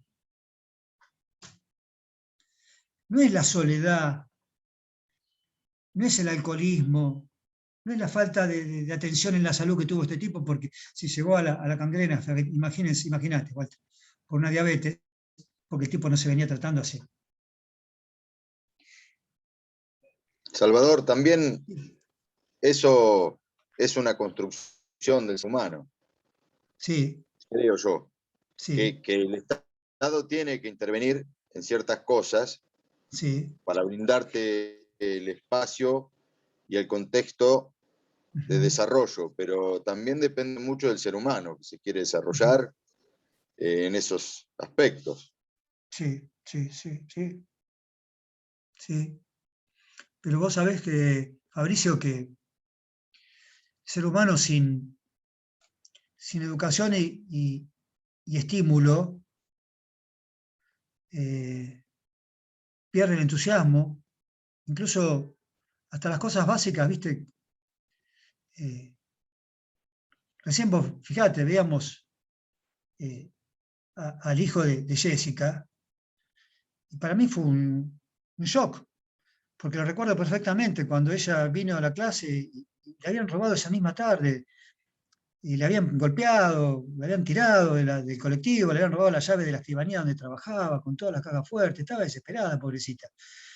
Digo pobrecita porque realmente me dolió, estábamos todos conmocionados porque vino a la clase y no sabíamos qué decirle. ¿Qué le vas a decir? Lo mismo cuando pasa una desgracia, ¿qué vas a decir? Estaba tenía su laburo, el riesgo que al otro día le fueron a la escribanía, estaba con miedo también. Ahora tiene un hijo hermoso, pero ese hijo no se creó en generación espontánea. Ella decidió tener su hijo con su marido, su pareja en ese momento, el novio. Lucharon, seguramente les debe costar luchar, mantenerse. Se lo ve a su hijo, se lo ve feliz, como viene a ver a su mamá, se lo ve, en la mirada se le ve que es un buen chico, que tiene estímulo, que tiene amor, que tiene cariño, que tiene afecto, que tiene contención, que tiene cuidado. Todo esto que lo digo porque me gustaría que lo tuvieran todos, pero todos no lo tienen, Fabricio. Todos no lo tienen. No, desde ya, eso sí. No tienen todo. Y vos fijate que cada día las diferencias van a ser más abismales. Y cada día esto de que yo venga a hablar acá, por ejemplo, parecería como que en la facultad adivinan el futuro y dijeron, bueno, sacamos los seminarios y entre ellos el de bioética porque dentro de unos años va a ser la medicina según tu bolsillo, la educación según tu bolsillo. Yo tengo un temor, y esto lo digo desde el punto de vista sociocultural, ¿no? Cuando una sociedad no puede garantizar, esto que yo les decía de Noruega, Fabricio, cuando una sociedad se preocupa por lo que va a venir, sabiendo de que lo que va a venir puede ser un desastre mundial y se termina el mundo, a veces no decidimos nada. Pero las políticas tienen que tener políticas de primero, segundo y tercer grado, políticas. Yo me quejo y no hablo de la Argentina, hablo en general de esta parte del continente incluso. Hay lugares donde hay políticas en salud, políticas en educación, políticas en diplomacia, políticas en seguridad, hay políticas. Esto que decía de Noruega de que hay un fondo de sustentabilidad para que las generaciones futuras puedan garantizar la seguridad, la salud y la educación a los chicos dentro de varias, 2 o 3 generaciones, no sé, no puedo decir con precisión, pero el tiempo que alcance, supongo, igual que ahora, es un gesto de adultez absoluto y de seguridad social. Lo digo yo desde mi más profundo individualismo. Yo soy un individualista. Me gusta la filosofía porque me permite una reflexión, si bien comunitaria, porque no soy egoísta, pero parte de mi angustia, parte de mi sensación, parte de mi dolor, parte de mi idea de realidad, porque filósofo. Si no filosofaría, estaría disfrutando de la vida tranquilamente y matándome de risa. Los griegos decían, los dioses no filosofamos porque la pasamos bárbaro, muchachos. Vos no vas al psicólogo cuando te sentís, no, voy al psicólogo, ¿sabe doctor? Vine a verlo. Pero mire que yo cobro 5 lucas la consulta. No importa, porque yo quiero venir a verlo, le pago 5 lucas la consulta, porque ¿saben qué pasa? Mi papá me amó, mi mamá me amó como locura y me dieron libertad aparte. No solamente me amaron, pero no me atraparon, no me quisieron manipular. Me amaron y me dieron libertad. Mis hermanos me cuidan, me quieren, tenemos una relación fantástica. Mis amigos son divinos, divinos. En el trabajo tenemos una empatía absoluta, nadie quiere el puesto del otro, nadie le quiere serruchar el piso a nadie. No tengo problema con mis vecinos, la economía me va bárbara y de salud perfecto. Entonces, el psicólogo va a decir, usted es un pelotudo, perdón la expresión, ¿eh? Usted se acaba de gastar 5 lucas al cohete. ¿Qué hace acá? ¿Qué hace acá? ¿Qué viene a hacerme perder el tiempo a mí? Está bien, gracias por las 5 lucas, váyase a disfrutar de la vida. Creo que es algo así. Yo no estoy conforme con la realidad. Pero cada día veo que hay más factores de poder que influyen más en mi pequeño proyectito de vida insignificante como la de un piojito en una cabeza. Y cuando veo que no puedo garantizarle ni siquiera a mis hijos, que eso es un factor que en sociología se tiene mucho en cuenta, a pesar de que es sociología ahora, yo doy la sociología de Habermas, la sociología de la bioética, pero no mucho más. Puedo hablar algo de Foucault, pero no creo en el discurso de las estadísticas de la sociología y me encanta Marx, pero no soy marxista. Cuando uno no puede garantizar a sus hijos que van a pertenecer a la misma clase social a la cual pertenezco, o a la cual pertenece él, se está en un problema. Y yo te aseguro, Walter, vos, Fabricio, Martín, sos más joven, Jessica, ya tenés tu hijo, Leisa, Fabricio, estás en dos veces vos, pareces, no serás vos y un fantasma, ¿no? A ver si tenés vos y un espía. No, lo que pasa es que estoy con el teléfono enchufado, sí, y estoy en la compu por si se me apaga el teléfono, por eso. En un momento apagué la cámara. Te va a ir bien en la Pero profesión. quédate tranquilo que soy yo. Sos vos, está bien. Soy único y irrepetible. Me quedo más tranquilo porque 2 ya sería demasiado. No, uno cansa. Bueno, es un problema no poderle garantizar a tu hijo, ni siquiera con un estudio hoy, que vaya a pertenecer a la misma clase social que vos pertenecés. Y es así. Yo no puedo garantizarle a mis hijos, yo no voy a saber. Y si le dejo algo, y sí, pero capaz le dejo un clavo si le dejo algo. Porque no van a tener con qué mantenerlo, qué sé yo. Y no, pero si le dejo una casita y un negocito, no, pero capaz le dejas un quilombo. A mí me interesa eso, ¿eh? ¿Qué? Lo único que quiero dejarles son valores. Perfecto, de acuerdo. Estoy de acuerdo con vos. Vos sabés que vos ya hemos hablado bastante ya con vos. Sí, Salvador, sí. Igual con Walter. Por eso nos acordamos. Sí. Uno Pero yo del te voy a otro, y decir del otro algo, del otro. pero a veces me da miedo, porque yo tengo miedo de que le falte, que sufran mis hijos. A mí me pasa, no sé. Cada día estoy más miedoso. Perdónenme que se lo diga. Estoy viejito, conservador y miedoso. Pero Mirá, vos sabés que yo tengo, mi hijo mayor tiene 25 sí sabía que tenía los hijos grandes ya. y está terminando de estudiar, y de noche en el ISET, Sí, algo de los alimentos, no sé, está bien. licenciatura en alimentos, no sé qué. Y viene a Buena las carrera. 11 de la noche y yo saco el auto solo para ir a buscarlo a la parada de colectivo, porque yo también tengo miedo. Ah, ¿viste? ¿Te das cuenta que en eso uno, Ah, es decir, yo corro el riesgo, saco el auto del garage y todo sí. a las 11 de la noche para ir Sí, a buscar a mi hijo? Y sí. bueno, Que esas tiene cosas nos 25, pasan. ¿eh? Y Oíme, tiene Fabricio, 25.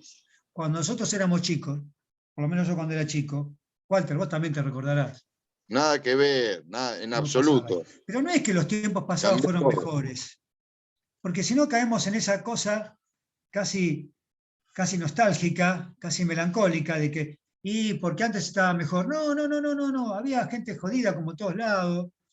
Sí, igual yo creo que cuando la gente grande dice Sí, antes estábamos mejores, no hacerse cargo tampoco de lo que hicieron. Porque yo me pregunto en qué punto, como sí, sociedad, como seres humanos, y fallamos.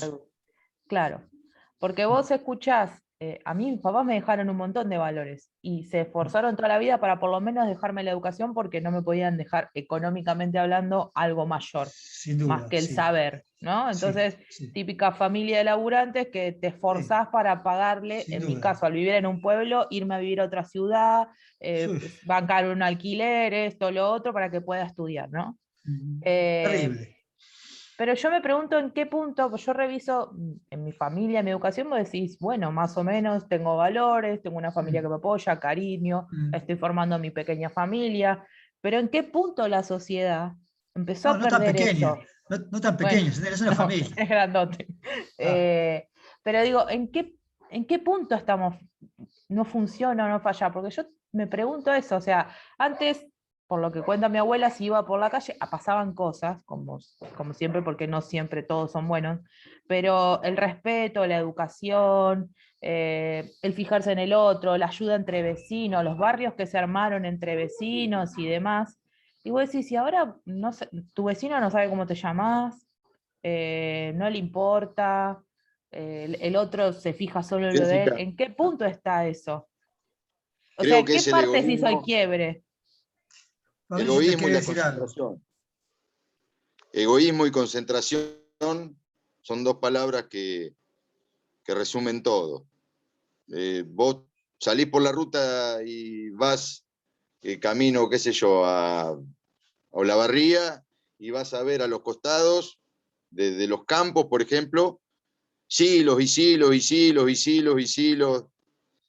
Y entonces yo creo que ahí hay egoísmo y la concentración de la riqueza es lo que nos lleva a todo esto.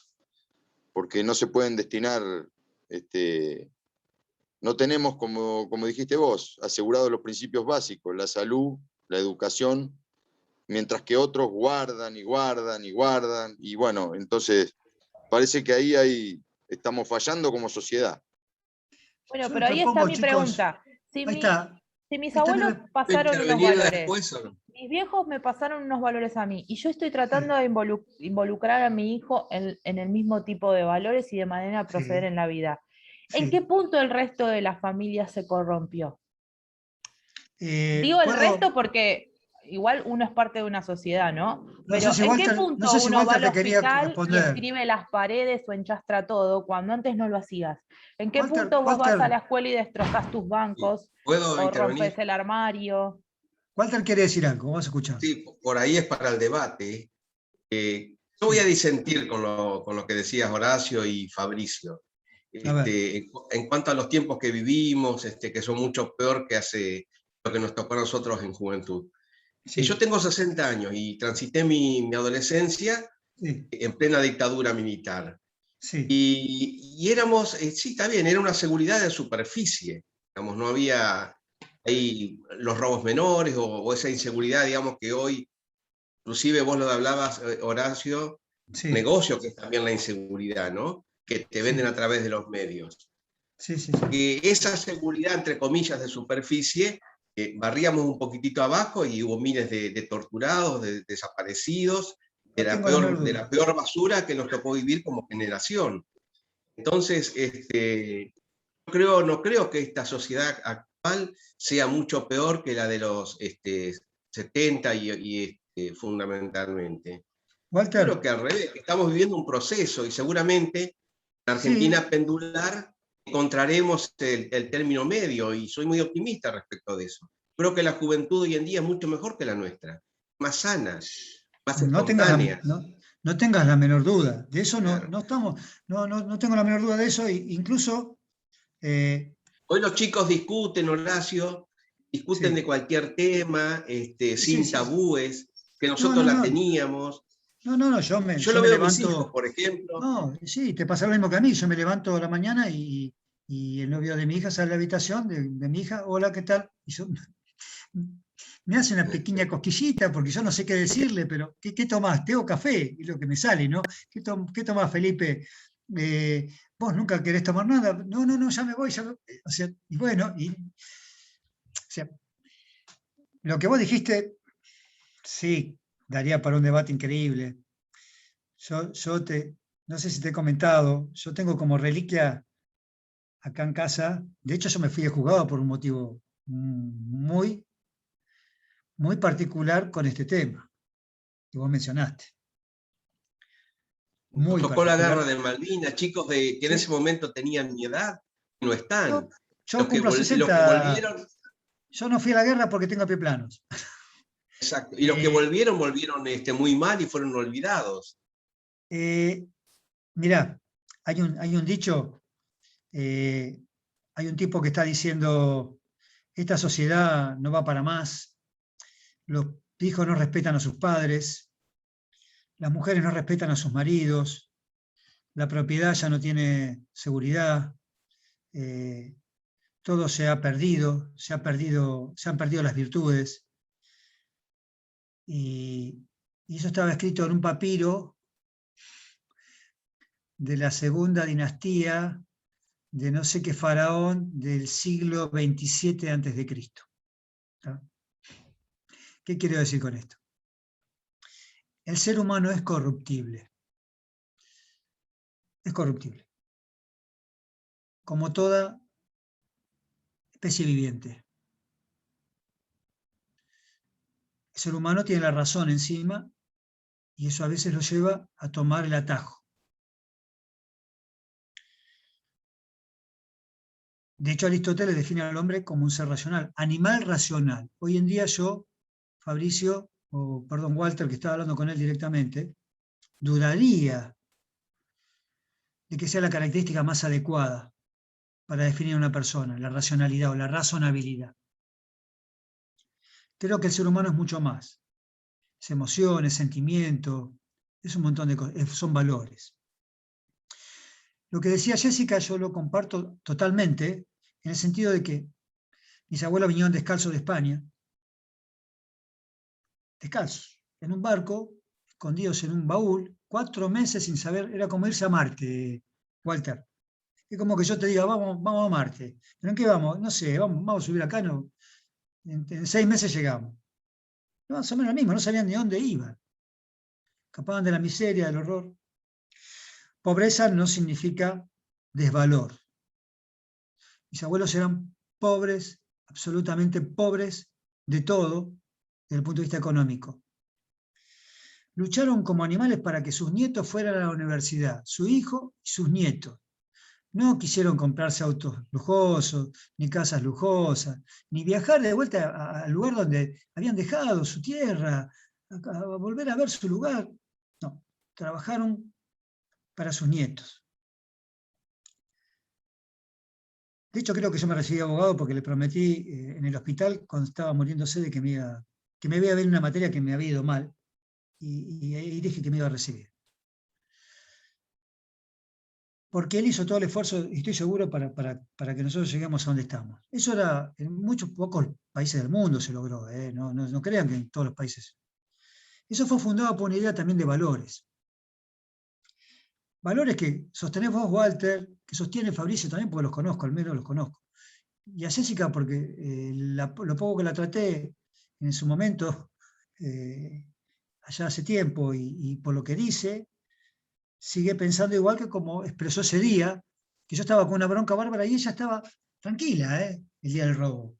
No estaba mal, pero no estaba con bronca, no estaba odiada. Lo recuerdo, yo estaba más odiado. Yo no digo que, por supuesto que el proceso militar creó una neurosis absoluta, terror. No todo lo pasado fue mejor, todo es circunstanciado y todo tiene que verse dentro de un contexto. Lo que sí estoy seguro de que el poder en estos tiempos, Walter, ha avanzado de manera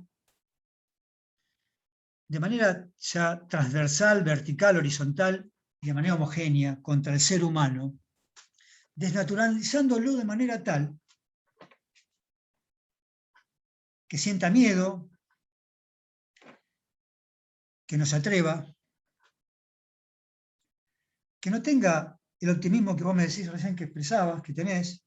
Me cuesta mucho hoy en día ser optimista, como decía Saramago.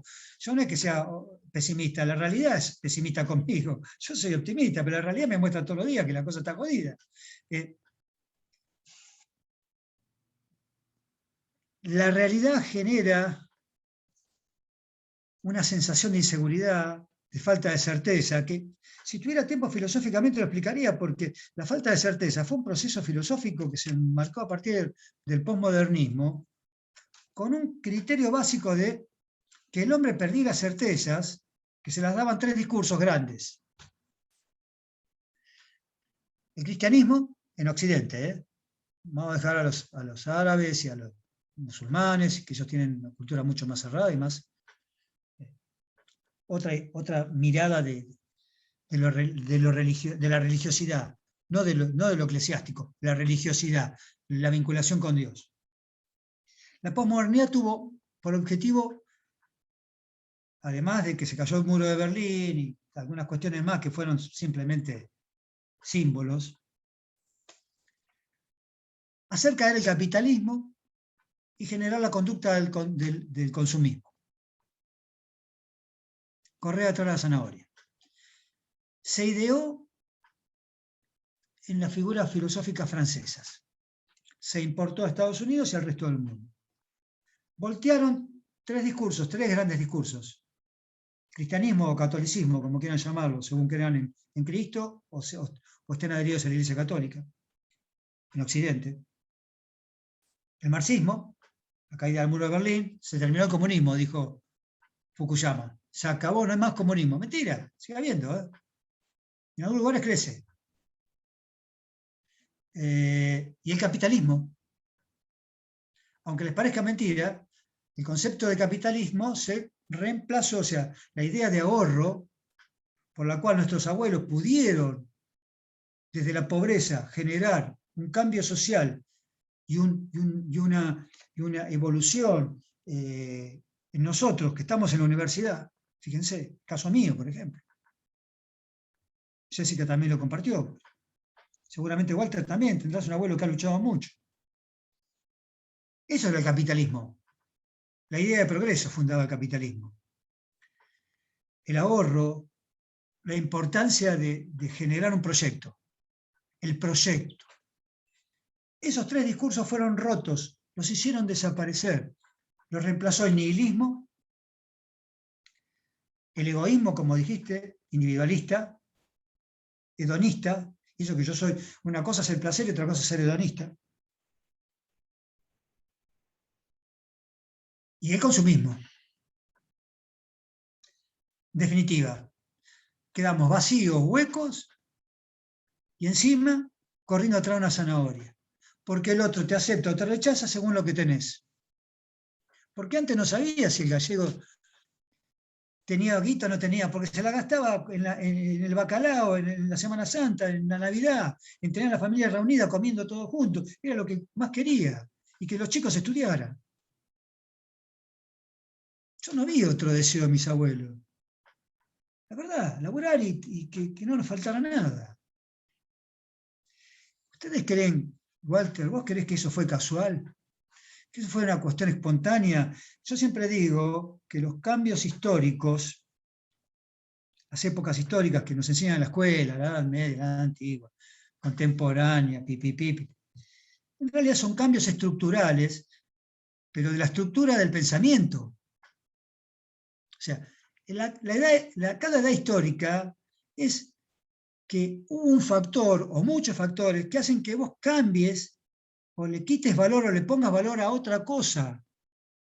Te cambian de lugar las cosas. Lo que antes tenía valor ahora no lo tiene. Lo que tiene ahora valor no lo tiene. Pero ¿quién lo decide eso? Lo decidimos nosotros como personas que... Lo decide el poder. Vos hablaste de concentración.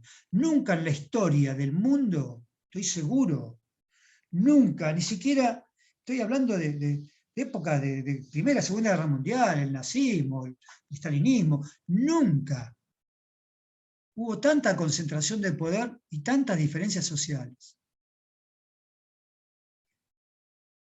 Yo no recuerdo en mi niñez, Walter, ver a alguien buscar cosas a la basura. Es más, te digo, en el negocio de mi papá y mis abuelos, venía el chanchero a buscar la basura para sus chanchos. Y a fin de año nos traía 3, 4 chanchos. Porque sus chanchos comían comida de un restaurante. Tipo, venía con sus 6, 7, 8 hijos, que era un paisano, pero criaba chanchos. Pero no se nos ocurría jamás ver a un nene comiendo la basura. Nos revolvía el estómago. No lo hubiéramos sostenido, no podíamos sostener en algún momento. Por eso digo, Jessica, que antes, ¿qué pasó? Me decís, ¿dónde se quebró? Alguien, o muchos, o el poder, o los mismos que hoy quieren que nosotros tengamos miedo, que no nos rebelemos, que seamos absolutamente tecnológicos, que no tengamos contacto, ni afecto, ni sentimiento, y que seamos cada vez más miedosos y encerrados. Me gustaría tener el optimismo de Walter, a veces apelo al optimismo y me cuesta, pero al mismo tiempo sigo con esto, podría jubilar. Soy optimista en el sentido de que sigo pensando de que lo que digo algo puede servirle a alguien. Capaz no le sirve, no sirve para un pito. Pero cuando yo era chico, Walter, a mí me daba vergüenza si veía a un nene comiendo la basura. No se podía tolerar eso. No lo toleraba. No podía Lo peor de comer a alguien. todo, Sí. Salvador, Sí. esto que vemos, las Sí. diferencias sociales, Sí. estas faltas de oportunidades, porque Sí. en definitiva no tienen, desde que nacen y hasta que son adultos, no tienen las mismas oportunidades, no tenemos las mismas oportunidades, No. va cada vez en aumento. Total. Es decir, todos los días ves más diferencias Total. que se plasman en lo que vos decís. Chicos juntando cartón, atrás de un carrito con los padres, mientras deberían estar en el jardín o en la escuela. Sí. Entonces, eso es lo que duele. La verdad que no sé por qué llegamos a ese punto, pero más o menos te estoy entendiendo, y lo que yo dije hoy, la concentración nos ha llevado a que la sociedad llegue a ese punto. Mauricio, te pregunto, si yo mañana manejo un negocio, no hablemos del derecho, porque a veces se puede interpretar como que yo estoy... Pero ponele que yo manejo, bueno, vamos a hablar del derecho, manejo el derecho de quiebras, ¿no? Yo manejo todas las quiebras de la... Y te tengo que enseñar a vos quiebras. Yo te puedo enseñar mal a vos, para que no compitas conmigo, ¿no? Puedo hacerte que vos odies la materia.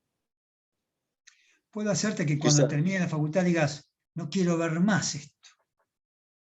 Te digo un ejemplo burdo. Vayamos a otro ejemplo. Sí, es entendible. Vayamos a un ejemplo. Yo vendo petróleo. Y vos querés entrar en el negocio del petróleo y me entero que encima tenés posibilidades porque sabés dónde encontrarlo. Y te llamo y te digo, mira, no te metas acá porque este es mi terreno, vos jugás en ese terreno. Yo te digo, no, me voy a meter en los terrenos que quiera. Va a haber un problema, va a haber una situación porque los dos van a querer concentrar la ganancia. Eso es Marx. Es concentrar la ganancia. El ser humano, si bien tengo que decir que lo que dice Walter es entendible y lo acepto y lo reconozco también. Citando la barbaridad de la dictadura de la década de 70, sí, eso fue un atroz. Ni hablar. Pero en situaciones normales, el ser humano, como dice Rawls, es racional, pero es egoísta. Como vos lo dijiste, y lo dice Rawls, no lo digo yo. Por eso él dice que hay que instalar una teoría de la justicia y elegir ciertos valores para regular, porque el ser humano es racional, o sea que piensa y es egoísta. No es solamente egoísta, es racional y piensa para ser más egoísta. Pero yo quiero llegar a este punto, como punto de reflexión, no quiero imponer ninguna idea. Con eso termino, chicos. Y les doy la bienvenida y me alegro de volver a verla a Jessica y a Walter y a vos, Fabricio, y bueno, y conocerla a Melina y a Martín, que esperemos que en las próximas clases, bueno, Melina habló un poquito, Martín, hables vos también un rato para si te conocemos, o ya estás ahí, ya sos abogado, ya estás, así que hay que hablar. Aunque sos joven, ¿qué edad tenés, Martín, vos? ¿23? ¿24? 23, sí, 23.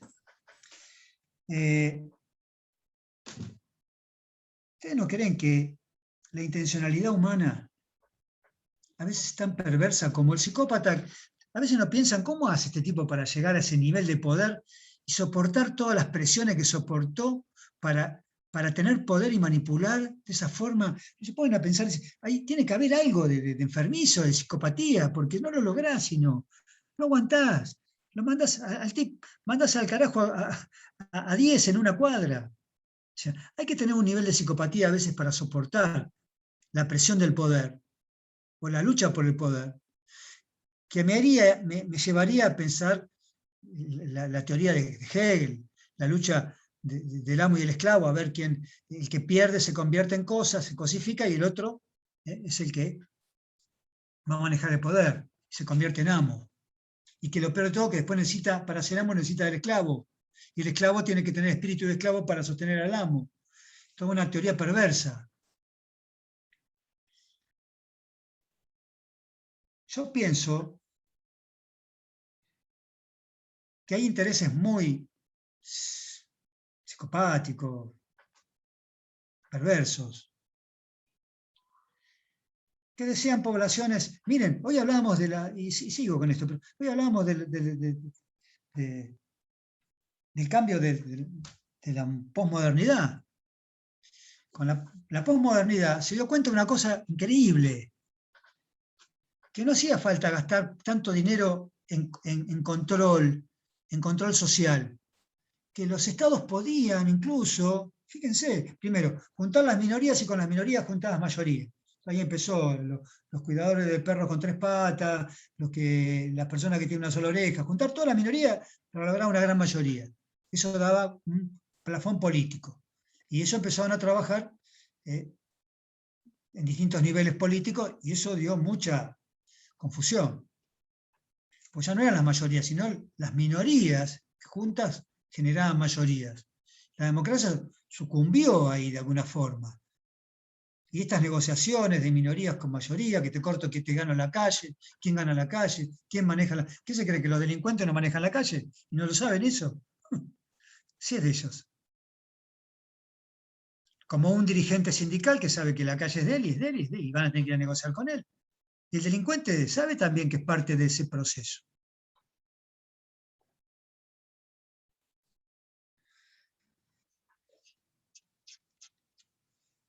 Yo pienso que esto es un proceso creado. Para concentrar poder, diría Marx, porque Marx decía, el empleado, el tipo que labura, por más que tuviera las condiciones económicas para ir a cenar al mejor restaurante, no puede porque está cansado, a la noche tiene que dormir. Está cansado, pues es parte de la mercadería, es parte de la mercancía del negocio. La explotación, el embrutecimiento, el temor, generan más control social, mucho más control social, que el control policial, que es costoso. Vuelvo a decir, en la modernidad, en la posmodernidad, se dieron cuenta de que el ejemplo de la marginalidad era más barato, o sea, nadie quería ser un marginal, pero la sociedad que hizo, elegía, este sí, este no. Lo que dijo hoy Fabricio, hay un sistema de elección y algunos quedaron en la marginalidad. ¿Y quién se quería identificar con la marginalidad? Nadie. Nadie quiere ser un marginal. Todos queremos estar incluidos. ¿Pero qué fue lo que cambió? Las políticas de inclusión. Se dejaron de lado las políticas de inclusión y se generó un sistema de marginalidad de un 70 a un 30, un 80 a un 20, pero siempre tiene que haber un margen. Un 20 de marginalidad, un 30 de marginalidad. Para que ese se autocontrolara y se autovigilara. O el mismo vecino que no quiere tener la discriminación propia del vecino que no quiere tener a alguien porque es villero, pero si vive en condiciones casi similares, no, pero si te mete un villero acá, te arman no sé qué. El autocontrol, el temor a caer a la marginalidad, a ser identificado como un marginal, es mucho más económico. Y eso se dieron cuenta los poderosos. Amén de otras de artilugios y cuestiones. El tema es el poder. Y para ir cerrando esta clase, que me pareció muy buena, por lo menos a mí me pareció buena, porque hemos reflexionado todos, me parece. Me quedo pensando en lo que me dijo Walter, lo que dijo Jessica también, por supuesto, Melina. La próxima falta Martín, que le vamos a dar un espacio para que se abra también un poquito.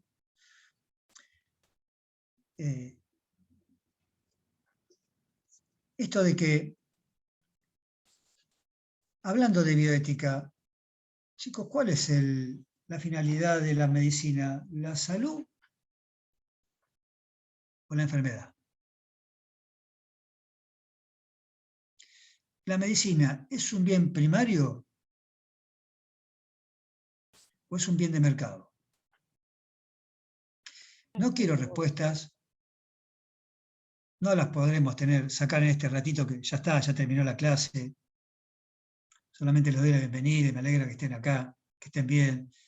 Me emocioné un poquito cuando la vi. No la reconocí, pero cuando me contó me emocioné en serio, porque tenía muy presente. Un día de mucho calor era encima. A mí muchos compañeros que vinieron después en su cursada me decían, pero él siempre cuenta lo que pasó con vos, se tiene que recordar. No, chicos, yo no puedo aparecer 5 años después y decir, hola, ¿se acuerda de mí? Porque no se va a acordar. Bueno, sí.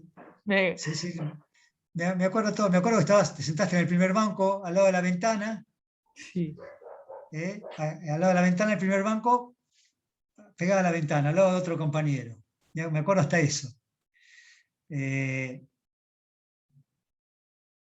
Sí, me acuerdo perfectamente. Me angustié mucho. Y eso es lo que no quiero, porque uno quiere una sociedad más respetuosa. Eso quiere. Que uno pueda vivir en paz. ¿Qué más quiere uno? Quiere una vida más respetuosa, que le podamos dar a ellos una vida más segura, que puedan salir a la calle a andar en bicicleta y que no estemos pensando de Fabricio, que tiene que ir a buscar al hijo, que tiene 25 años. Mi viejo ni siquiera sabía a qué colegio iba, yo creo. Y vos, Fabricio, tenés que... Y a mí me pasa lo mismo con mi hija, que tiene 20 años. Doctor, disculpe. Pero ¿sabés qué me gustaría, Salvador? Profe, Que disculpe, me tengo que retirar. Ya estoy, Fabricio. Retírate tranquila, Melina. Te espero, Gracias. Muy buena la clase. te espero dentro de 15 días. La clase que viene la tenés con José Luis. Bueno, un gusto. Un gusto conocerte. Gracias. Fabricio, decías. No, te decía que en eso que vos manifestabas, que lo que era la felicidad y qué sé yo, también va en que me gustaría que todos los niños anduvieran en bicicleta, Sí. ¿entendés? Yo No que también. anduvieran detrás de un carro. Que Tal todos los cual. niños vayan a la escuela, al jardín de infantes, Mirá, que tengan su leche Mirá. preparada, caricia Tengo diaria. me tengo que ir también, Horacio. un abrazo, Walter. Un gusto verte. Igualmente para vos y para todos. Y felicitaciones, Jessica. Sí, realmente hay que felicitarla porque fue Muchas una gracias. cosa muy loca. Muy loca.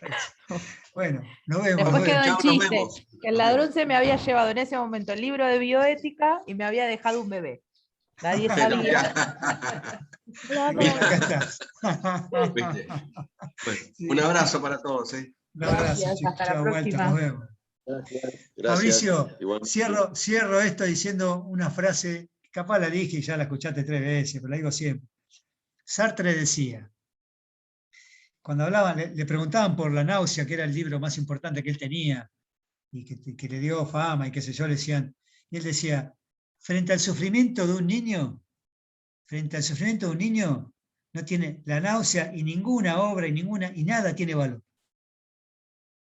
Y ese es el único mensaje que uno puede interpretar en la vida. El resto es cartón pintado. Porque si no tenemos piedad o compasión por el sufrimiento de un niño, somos animales, somos peor que los animales. Los animales tienen compasión por el más Salvador, pequeño. la última. Dale. Conozco muchos animales.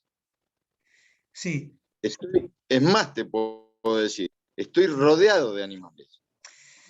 Pero bueno, yo también por ahí pienso lo mismo. es una cuestión política, ¿me entendés? ¿Te entiendo? Y bueno, pero acá entonces, estás compartiendo un espacio, en esta facultad donde también hay muchos animales, y que después cuando salen a la profesión se convierten no en animales, en aves de rapiña muchos. En monstruos. En monstruos. Pero en este espacio yo te aseguro de que podés compartir con tranquilidad esta idea de que nosotros no somos animales. En este espacio somos 5 o 6. A Martín no lo conozco, pero supongo que tampoco lo es. Pero en este espacio, conociéndola a Jessica, lo poco que la conocí, pero sabiendo, y el compromiso que tuvo, y mirá con el hijo, ahí está ahí. Y es verdad, le robaron ¿sabes por qué estaba encima nerviosa ese día? Y ella ahora se va a dar cuenta de que escucho todo yo. Porque lo había subrayado, lo tenía todo subrayado el libro. Entonces le daba más bronca todavía, estaba con mucha bronca porque yo lo había subrayado. ¿O me equivoco? Sí. Tal cual. Salí corriéndolo al hombre, al muchacho, devolveme los libros, le decía. Y bueno, pero acá estás. Acá estoy, sí. No pudieron con vos. No, bueno, es así. Te mando un gran beso, un gran abrazo. Gracias. Lo mismo para Fabricio, un gusto verte, Fabricio. Gracias, Salvador. Con usted. Igualmente. Un gusto, y pensamos... Quiero hacer una pregunta. Extra materia. Sí. Vos estás en el juzgado 3, laboral. Sí, el laboral 3. Puede ser porque, mirá lo que sucede. Mi mamá tiene una causa, sí. un juicio. ¿Puede ser que le hayan fijado audiencia para octubre del 2022? Mirá, te paso mi teléfono, porque yo no estoy yendo al juzgado, trabajo en casa. Hace 2 años que estoy trabajando en casa. Anotá mi teléfono y anotalo también. Anótenlo todos, chicos, por lo que necesiten. Por favor. Yo lo digo a la antigua, el teléfono, ¿eh? 155, lo digo a la antigua porque no sé, me equivoco si lo digo de otra manera. 155-02-8639. ¿Está? Vos también, Martina, anotalo por lo que necesites, ¿eh? Vos, Jessica, también tenés. Disculpame. Me llamás. Disculpame. Oíme, sí. Pero me llamás cuando quieras, pero con el número de causa. Averiguame el número. ¿Está? Porque yo con el número Después el entro a la número mesa virtual y te digo. Con el número de mi casa, yo puedo mirar en qué situación está la causa y decir, ¿está? Porque hace 2 años que no voy. Me parece que ya se olvidaron de mí, por Perfecto. suerte. No, no me llama nadie a mí ya. Ya Lo dijeron, que te decía que me llamó la atención que le fijaran vista de audiencia causa de aquí a un año, a más de un año y 3 meses. o sea, octubre del otro año. Sí, No, debe haber un error pasame el número de causa y nos fijamos, dale. listo, Porque listo, Salvador. Bueno, no te está claro, molesto más. está claro, es una fábrica de pan. Cada día entran causas, pero no creo que sea tanto. Ya sería, me sentiría yo también avergonzado. Yo no despacho, simplemente controlo lo que me mandan y firmo y notifico en casa. Pero me la paso Bueno, todo, Salvador, más que no te antes. molestes más. No, pero llamame Gracias. cuando apenas tengas el Sí, número, me llamás. Y yo te puedo listo, averiguar listo. todo. ¿De acuerdo? Va a ser Bueno, mañana, seguramente. Hoy ya llamame. podés descansar, disfrutar de tu hijo y Dale, yo me voy a disfrutar de los míos.